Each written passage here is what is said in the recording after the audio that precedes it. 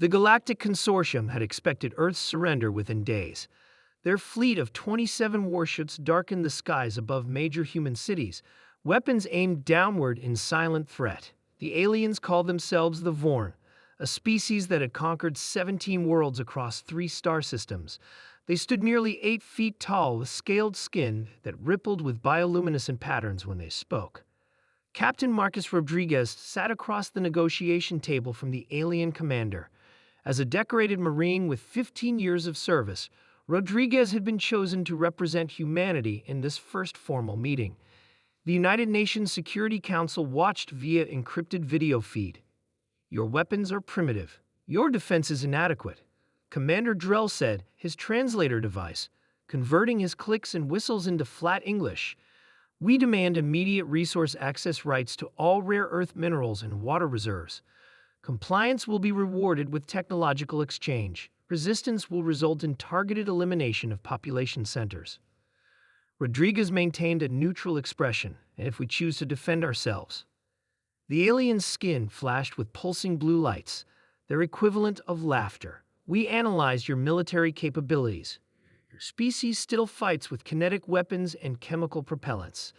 Our ships carry antimatter cannons and gravity manipulators."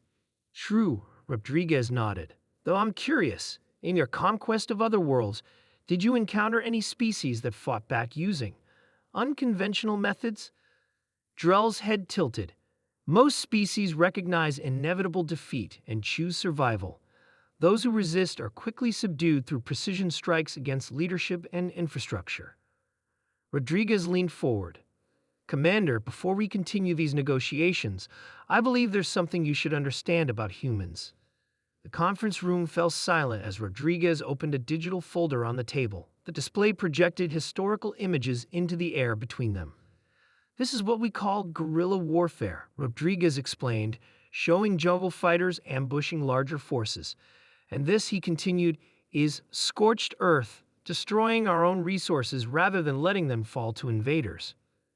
Drell's skin darkened. "Inefficient tactics. Our sensors would detect any organized resistance." "Perhaps," Rodriguez said. "But humans don't always fight in organized ways." He swiped to the next image. "We have concepts you should familiarize yourself with. This is terrorism. This is insurgency. This is sabotage." The alien commander's posture stiffened. "These tactics would only delay the inevitable."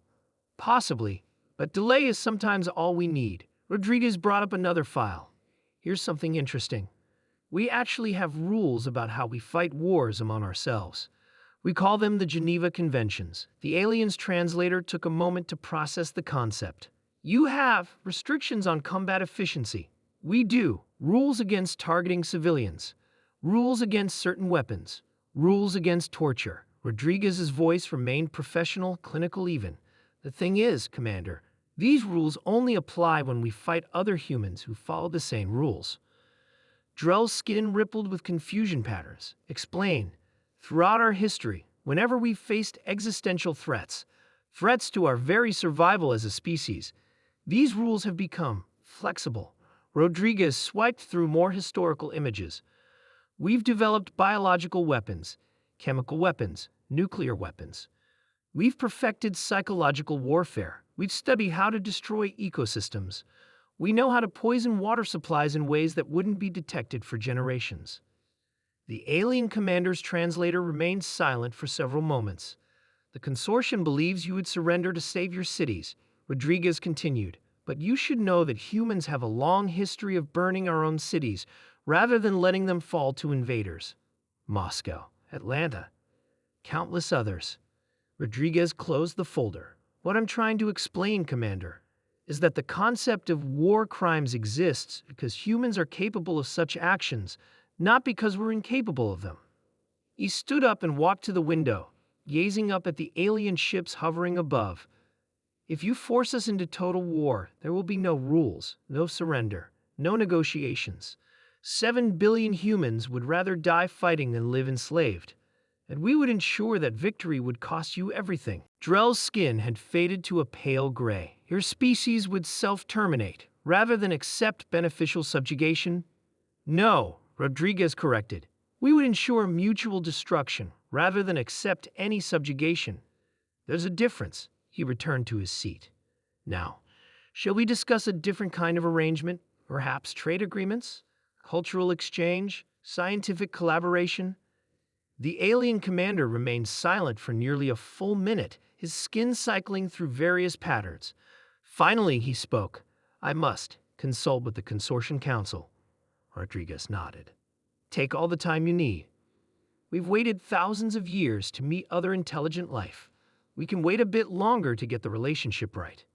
3 days later, the alien fleet repositioned itself into a non-threatening orbital pattern. Commander Drell returned with a new proposal: equal diplomatic relations, regulated trade agreements, and a non-interference pact. As they signed the preliminary accord, Drell's translator conveyed one final observation. In our 17 previous encounters, we have never met a species so determined to survive. Rodriguez smiled. It's not just that we're determined to survive, Commander. We're determined to live free.